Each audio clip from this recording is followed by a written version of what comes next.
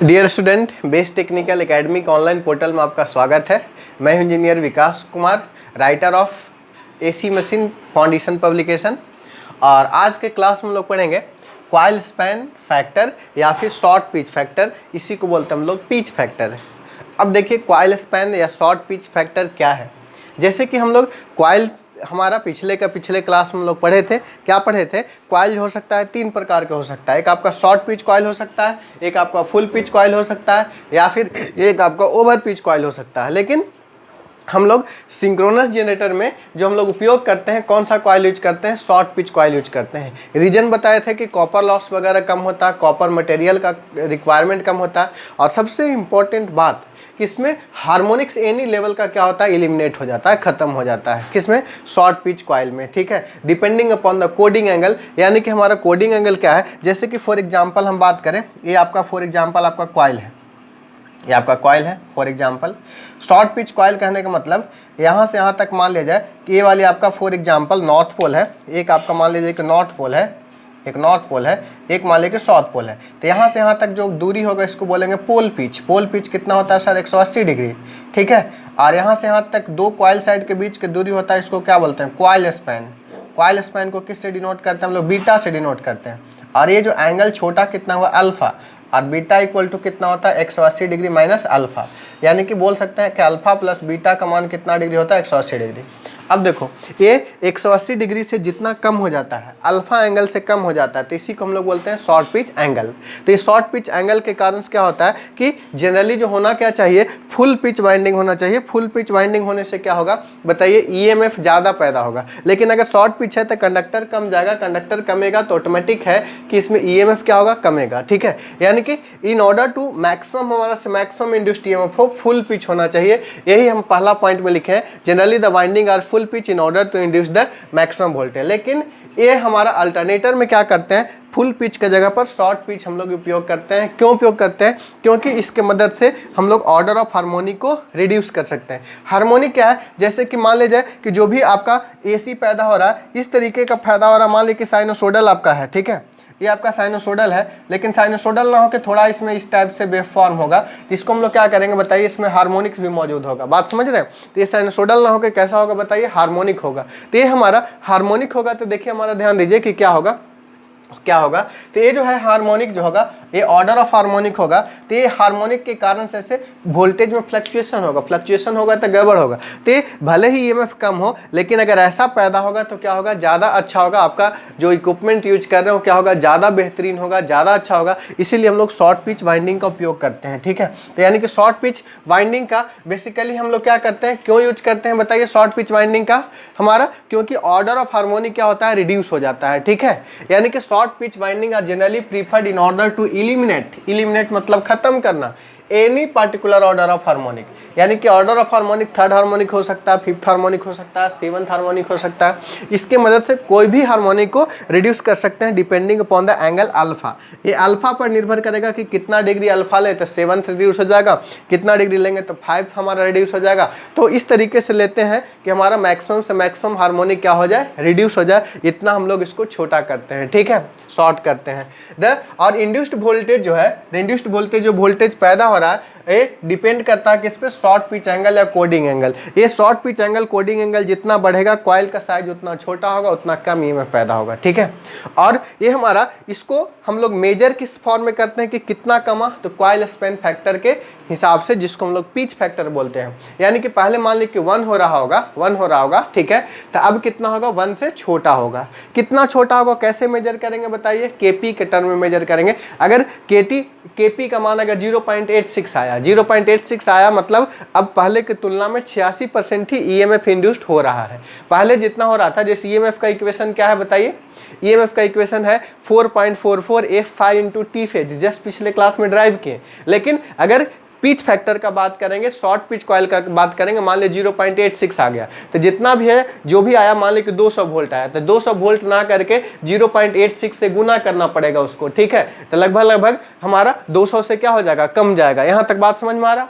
अगर ये हमारा Kp का मान अगर मान लीजिए कि फॉर एग्जांपल 0.9 आया है, अगर 200 वोल्टेज आ रहा होगा तब कितना आएगा, 180 आएगा। लेकिन ये जो 180 वोल्ट आएगा ये क्या होगा, प्योर साइनोसोडल होगा, जो कि हमारे सिस्टम के लिए क्या होगा, अच्छा होगा। ठीक है, तो ही हम बोलते हैं कि due to short pitch coil induced EMF is reduce which can be accounted मतलब काउंट करना किसके फॉर्म में, in terms of pitch factor. किसके फॉर्म में हम काउंट करेंगे सर, पिच फैक्टर के फॉर्म में हम लोग काउंट करेंगे। ठीक है, और ये जो पिच फैक्टर होता है Kp या Kc ऑलवेज लेस देन 1 होता है। और ये डिफाइन कैसे होता है, देखिए हमारा pitch factor is defined as the ratio of vector sum of EMF induced per coil side to the algebraic sum of EMF per coil side. अब देखिए एक मान लीजिए कि कॉइल है जिसमें कॉइल साइड की संख्या कितना है, 2 है, तो ये हमारा इसमें जितना ईएमएफ इंड्यूस्ड होगा और इसमें इंड्यूस्ड होगा, तो पहला कॉइल साइड है, दूसरा कॉइल साइड, पहला हमारे रेशियो है किसका, vector sum to the algebraic sum. अब बताइए 2 कॉइल साइड है तो वेक्टर सम हमेशा क्या होता है, अलजेब्रिक सम से कम या उसके बराबर होता है। तो ये डिफाइन है क्या, vector sum of EMF induced per coil side divide by algebraic sum of EMF induced per coil side. तो यानी कि अलजेब्रिक सम का बात करेंगे तो अलजेब्रिक ऑटोमेटिक वेक्टर से ज़्यादा होगा या बराबर होगा। तो अब बताइए हमारा, तो वेक्टर सम चूंकि अलजेब्रिक सम ज़्यादा है वेक्टर सम कम है, तो ये Kp का मान जो होगा से बताइए क्या होगा, लेस देन 1 होगा। ये इक्वल टू भी 1 हो सकता है। ठीक है, कब, जब ये दोनों बराबर होगा। लेकिन जनरली क्या होता है, Kp लेस देन 1 होता है। Kp हमारा जनरली क्या होता है बताइए सर, लेस देन 1 होता है। क्यों, क्योंकि वेक्टर सम जो होता है अलजेब्रिक सम से क्या होता है, कम होता है। यहाँ तक बात समझ में आया बिल्कुल। तो यहाँ तक आप अच्छे तरीके से इसको नोट करें और इसका मैथमेटिकल एक्सप्रेशन क्या होगा इसको हम ड्राइव करते हैं। ठीक है, आप बहुत अच्छे से समझिएगा इसको नोट कीजिए पहले। अब देखिए हमारा डेरिवेशन हम लोग कर रहे हैं, तो हमारा डेरिवेशन कैसे हम लोग इसको करेंगे। मान ले देखो हम क्या बताएं, अभी जस्ट बताएं हम सर, ऐसा है ये मान ले कि आपका कॉइल है, दोबारा नहीं बनाना, ऑलरेडी एक बार हम नीचे बना चुके हैं। ठीक है, ये मान लीजिए कि फॉर एग्जाम्पल मान लीजिए कि क्या है, साउथ पोल है, ये वाली मान लिया जाए कि आपका क्या है बताइए, नॉर्थ पोल। ठीक है, एक नॉर्थ पोल है, दूसरा क्या है बताइए, साउथ पोल है। ये देखिए हमारा अगर हम बात करें फॉर एग्जाम्पल कि क्या होगा, देखिए ये जो होगा से आपका कॉइल स्पैन है। कॉइल स्पैन को हम लोग किससे डिनोट करते हैं सर, बीटा से डिनोट करते हैं। ठीक है, और पोल पिच को हमारा कितना डिग्री होता है बताइए, 180 डिग्री होता है। तो बीटा बराबर कितना होगा, 180 डिग्री माइनस अल्फा। यहाँ से यहाँ के बीच का एंगल क्या है, अल्फा। यही जो है से आपका अल्फा ही क्या है बताइए, कोडिंग एंगल। अल्फा ही है जो कि कोडिंग एंगल है, या फिर इसको हम लोग क्या बोले हैं बताइए सर, शॉर्ट पिच एंगल इसी को बोले हैं। अब देखो हमारा मान लीजिए कि एक कॉइल साइड में EMF induced per coil side, ये मान लीजिए कि फॉर एग्जांपल कॉइल साइड 1 है और ये मान लीजिए कि क्या है बताइए, कॉइल साइड 2 है। ऐसा बात किए, ईएमएफ इंड्यूस्ड मान लीजिए कि आपका एक कॉइल साइड में ई है, दूसरा भी कॉइल साइड में क्या होना चाहिए बताइए सर, इधर ही इसी डायरेक्शन में होना चाहिए था।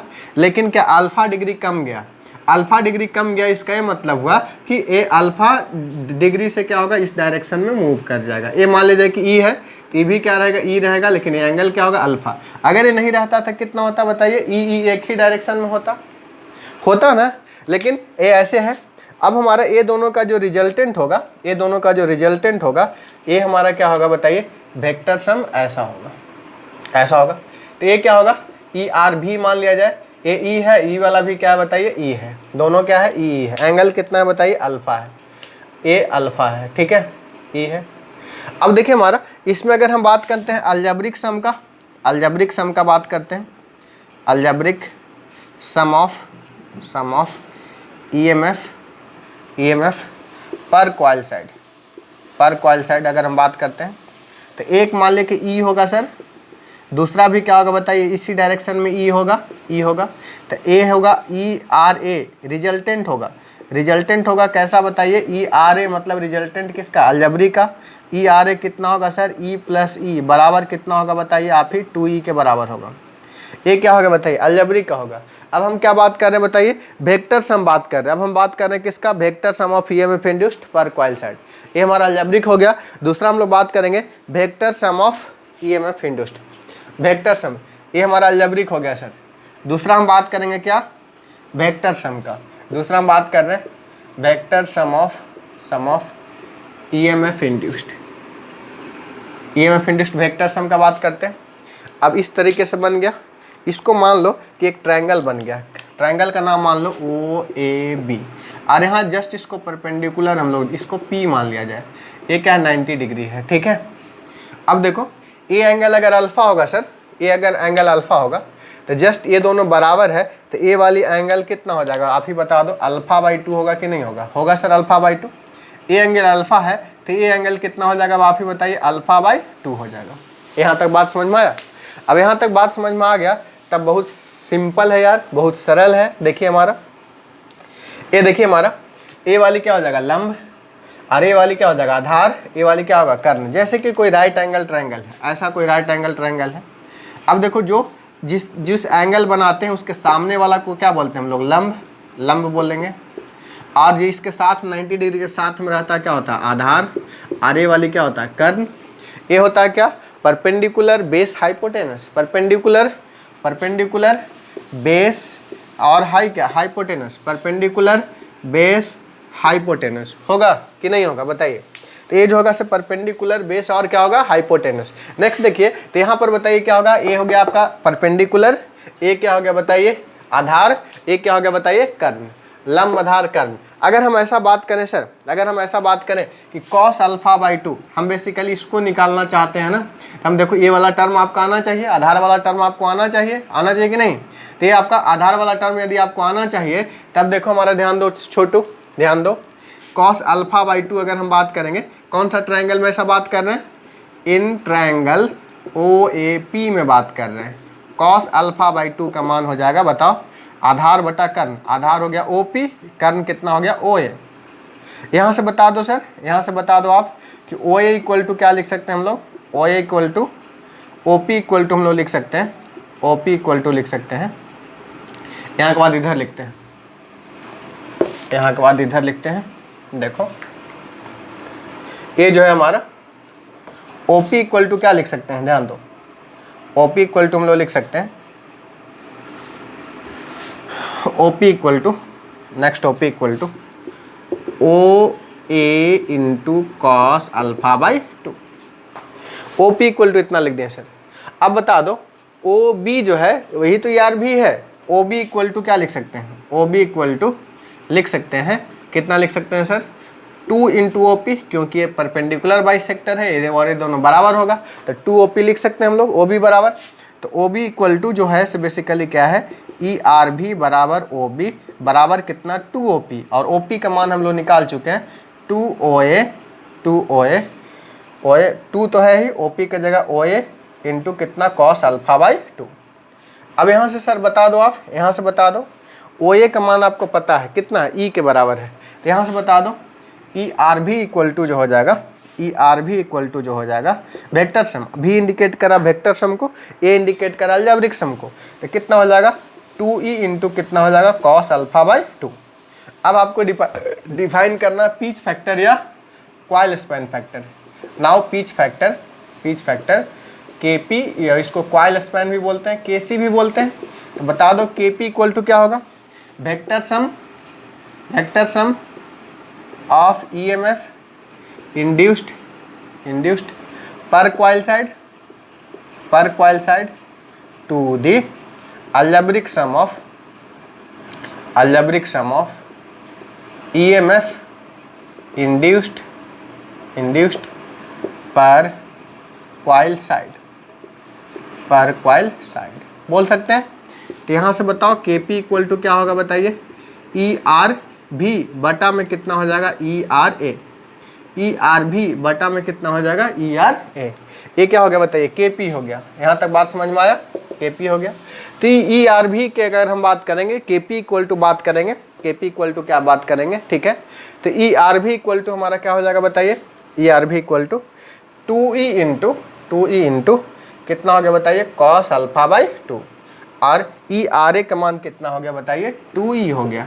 अब देखो 2E से 2E कैंसिल हो गया, तो पिच फैक्टर का जो वैल्यू हो गया कितना हो गया बताइए cos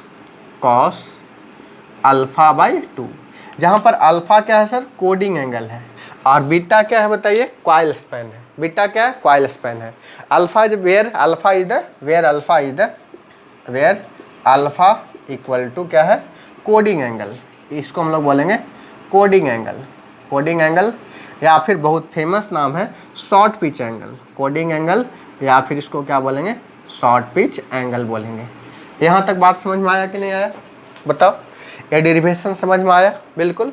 तो ये डेरिवेशंस आपको एग्जाम्स में पूछा जाता है, ठीक है, बात समझे। तो इसको आप ध्यान पूर्वक अच्छे तरीके से आप देखिएगा और समझ लीजिए। तो इसको अगर आप समझते हैं तो न्यूमेरिकल क्वेश्चन में भी कहीं कोई दिक्कत आपको नहीं होने जा रहा। इसीलिए हम बात करते हैं कि टेक्निकल चीज़ को, कोई भी चीज़ को अच्छे तरीके से आपको समझना है। एक बार आप समझ जाते हैं तो फिर आपको डिफ़िकल्टीज नहीं लगेगा, बात समझे। तो अच्छे से इसको समझ करके लिखिए। फिर इसके जस्ट आगे का बात करते हैं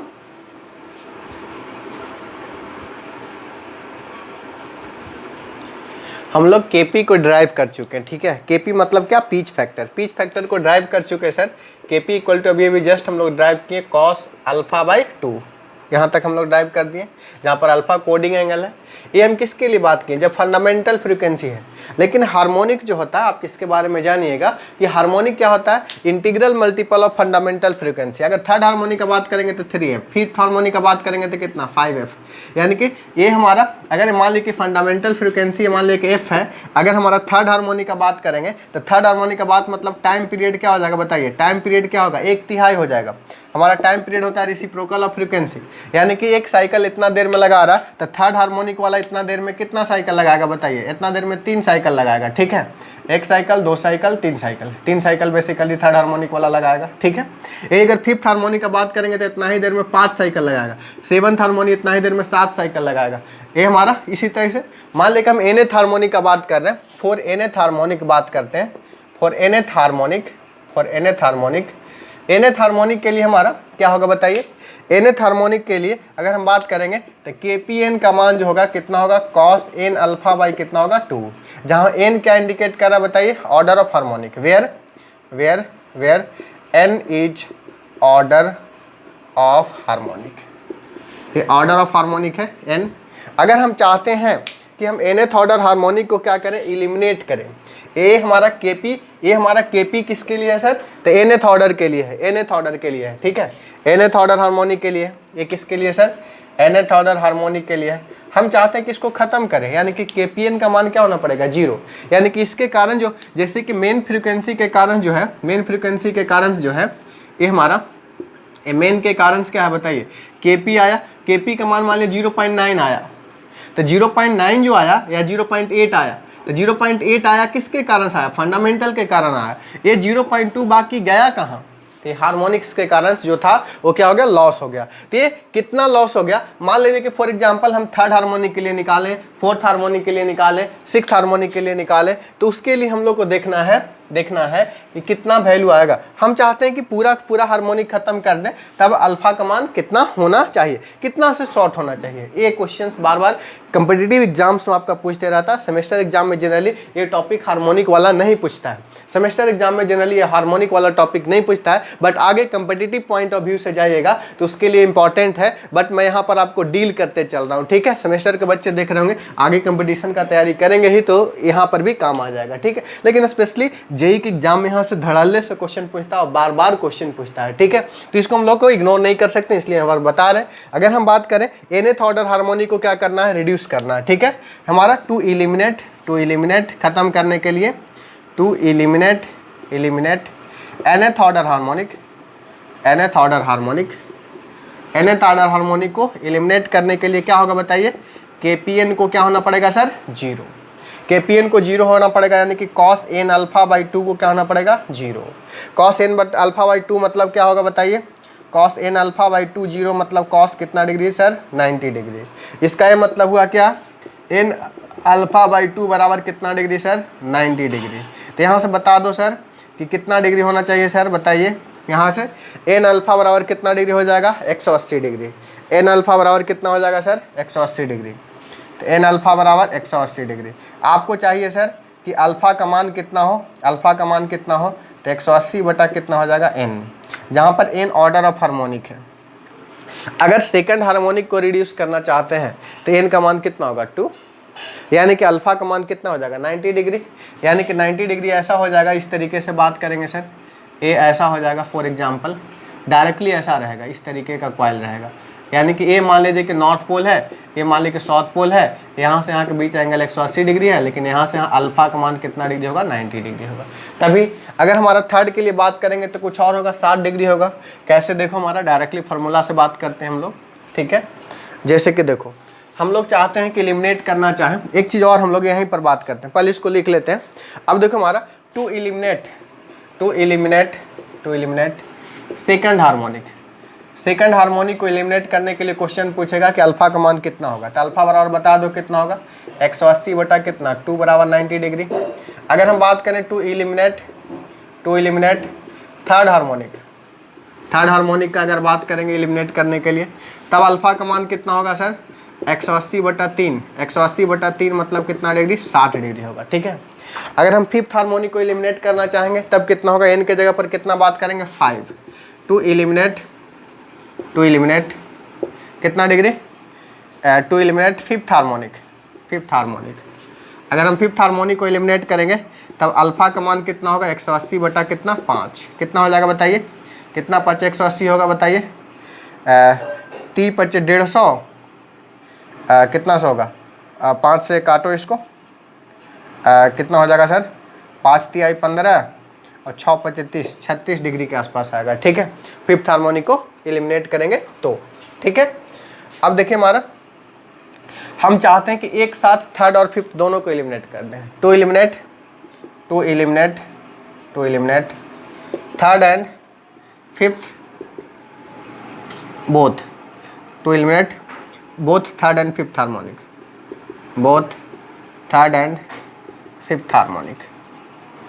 देखो जनरली जो होता है से आपका सेकंड हार्मोनिक मौजूद नहीं होता है, क्योंकि वेव जो होता है सिमेट्रिकल विशेष हार्मोनिक में पढ़ेंगे। ये हमारा ये विशेष जो होता है से आपका सिमेट्रिकल अबाउट द आपका क्या रहता है वाई एक्सिस के क्रॉस, ये हमारा इस तरह से सिमेट्रिकल रहता है, एक्स एक्सिस के अबाउट सिमेट्री है, ठीक है। इसीलिए जो भी एक्स एक्सिस के अबाउट सिमेट्री रहता है केवल उसमें ऑड हार्मोनिक मौजूद रहता है, यानी 3 5 7, बस क्वेश्चन के लिए केवल हम सेकंड ले लिए हैं, ठीक है।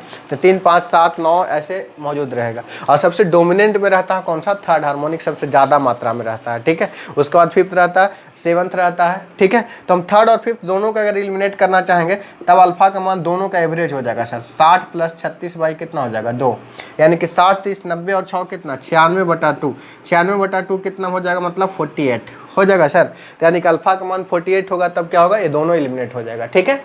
यहाँ तक बात समझे बिल्कुल। तो ये क्वेश्चन आपको पूछा जाता है बार बार, कभी कभी तो आपका ये डायरेक्टली पूछ देता है, तो इसको केवल ध्यान में रखेंगे। ये सब तो कैलकुलेशन है, केवल कुछ भी पूछे तो आप कैलकुलेट कर सकते हैं। केवल आप ये याद रखिए कि अल्फा का मान कितना होगा सर 180 डिग्री बाई एन होगा, ठीक है।